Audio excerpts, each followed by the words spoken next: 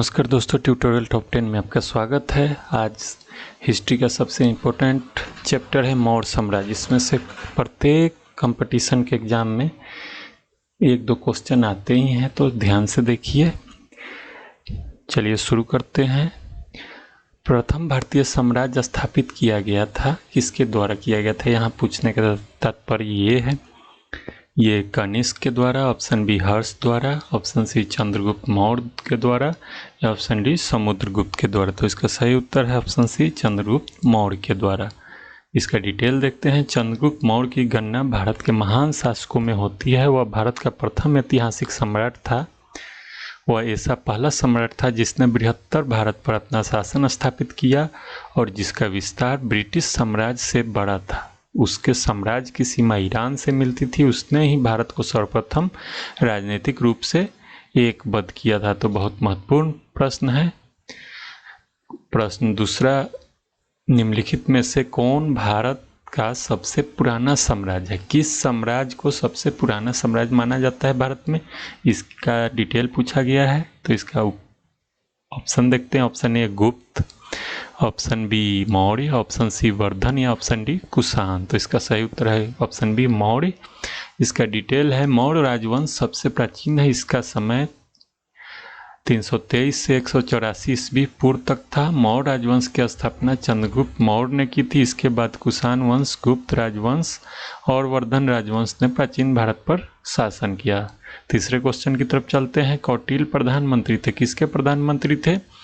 ये चंद्रगुप्त विक्रमादित्य के, option B Ashok के, ऑप्शन सी चंद्रगुप्त मौर्य के, या ऑप्शन डी राजा जनक के। तो इसका सही उत्तर है ऑप्शन सी चंद्रगुप्त मौर्य के। इसका डिटेल देखते हैं। कौटिल्य इतिहास में विष्णुगुप्त तथा चाणक्य इन दो नामों से भी विख्यात थे। जब चंद्रगुप्त मौर्य भारत का एकछत्र सम्राट बना तो कौटिल्य प्रधानमंत्री, महामंत्री तथा प्रधान पुरोहित के पद पर आसीन हुए।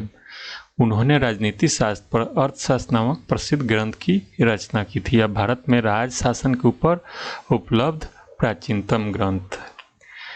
तो इसमें से ये भी पूछा जा सकता है कि अर्थशास्त्र के रचयिता कौन थे और चंद्रगुप्त मौर्य के कितने नाम थे। ये क्वेश्चन भी इससे बन सकता है। अगला क्वेश्चन है, यूनानी लेखक जस्टिन द्वारा किसे सैंड्रोकोट्स कहा गया था? तो इसका ऑप्शन देखते हैं। ऑप्शन ए चंद्रगुप्त मौर्य को, ऑप्शन बी चंद्रगुप्त प्रथम को, ऑप्शन सी चंद्रगुप्त द्वितीय को, या सी डी समुद्रगुप्त को।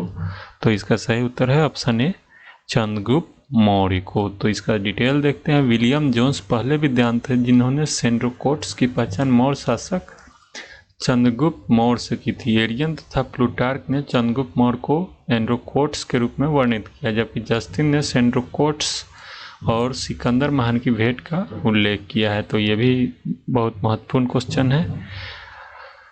क्वेश्चन नंबर 5, कौटिल्य का अर्थशास्त्र है, ये क्या है? ये किस संबंध में लिखा गया है? इससे संबंधित क्वेश्चन है।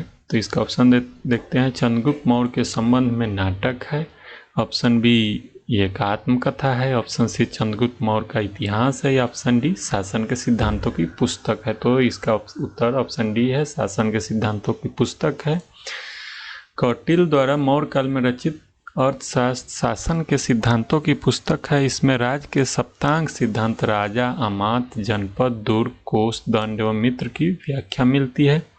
अर्थशास्त्र से तत्कालीन प्रशासन एवं कृषि व्यवस्था की भी विस्तृत जानकारी प्राप्त होती है। तो इसमें एक क्वेश्चन ये भी बनता है कि सप्तांग सिद्धांत क्या है?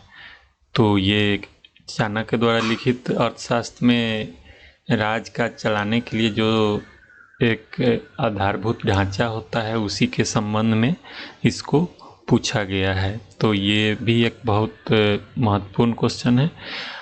क्वेश्चन नंबर 6, पाटलिपुत्र में स्थित चंद्रगुप्त का महल मुख्यतः बना था, किस चीज़ से बना था? इसकी जानकारी मांगी गई है। तो इसका ये है, ईंटों का बना हुआ था, या पत्थर का बना था, या फिर लकड़ी का, या फिर मिट्टी का। तो इसका उत्तर है ऑप्शन सी लकड़ी का बना था। तो इसका डिटेल देखते हैं। बिहार में पटना के समीप बुलंदी बाग एवं कुम्हरार में की गई खुदाई से मौर्य काल के लकड़ी के विशाल भवनों के अवशेष प्रकाश में आए हैं।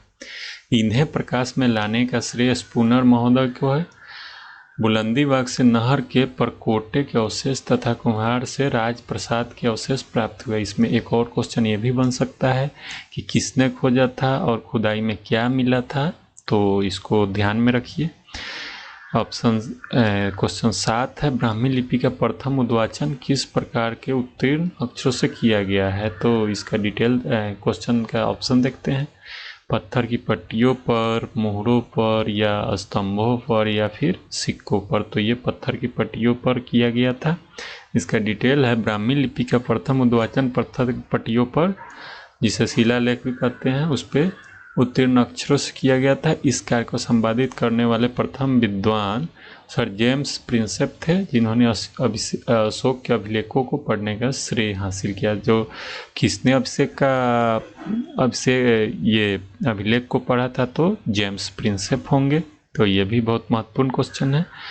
ये क्वेश्चन नंबर 8, वह स्थान जहाँ प्राक अशोक ब्राह्मी लिपि का पता चलता है, कौन सी जगह पे पता चलता है, तो इसका ऑप्शन देखते हैं। नागार्जुन कोंडा में, या फिर अनुराधापुर में, या फिर ब्रह्मगिरी में, या फिर मास्की में, तो ये है अनुराधापुर में, जो श्रीलंका में है। इसका ऑप्शन देखते हैं। प्राक अशोक ब्राह्मी लिपि का पता श्रीलंका स्थित अनुराधापुर से चला था। कुछ और स्थानों के अभिलेखों से इस प्रकार की लिपि का साक्ष्य मिला है, जिनके नाम इस प्रकार है, पिपराहवा, सहगौरा और महास्थान। तो ये किन किन जगहों पे मिला है, इससे भी संबंधित क्वेश्चन पूछा जा सकता है। ये क्वेश्चन नंबर 9 है, अशोक का अपने शिलालेखों में समानतः जिस नाम से उल्लेख हुआ है वह क्या है, इसकी जानकारी मांगी जा रही है। ये में है चक्रवर्ती, या फिर धर्मदेव, या फिर धर्मकीर्ति, या फिर प्रियदर्शी। तो ये प्रियदर्शी नाम से उनका उल्लेख किया गया है। इसका डिटेल देखते हैं। अशोक के शिलालेखों में सर्वत्र उसे देवनान पिय दस्सी, देवता के प्रिय अर्थात अथवा देखने में सुंदर, देवनाम प्रियदर्शी तथा राजा आदि की उपाधियों से संबोधित किया गया है। पुराणों में उसे अशोकवर्धन कहा गया है। अंतिम क्वेश्चन है, निम्नलिखित अभिलेखों में से किस में अशोक के नामोल्लेख हुआ है, नाम का उल्लेख कहाँ हुआ है, गुर्जरा में हुआ है, या फिर अरौरा में, या फिर ब्रह्मगिरी में, या फिर सारनाथ में, किस अभिलेख में ये हुआ है, तो ये है गुर्जरा में हुआ है। इसका डिटेल है, अशोक का इतिहास हमें मुख्यतः उसके अभिलेखों से ही ज्ञात होता है। उसके अभी तक 40 से अधिक अभिलेख प्राप्त हो चुके हैं। मास्की, गुर्जरा, नेत्तुर एवं उडेल गोलम के अभिलेखों में अशोक का व्यक्तिगत नाम भी मिलता है। तो किस किस अभिलेख में उसका नाम मिलता है, इसकी भी यहाँ पे जानकारी दी गई है। तो 2 क्वेश्चन इससे भी बनते हैं। तो अगर ये वीडियो पसंद है तो लाइक, शेयर और कमेंट करना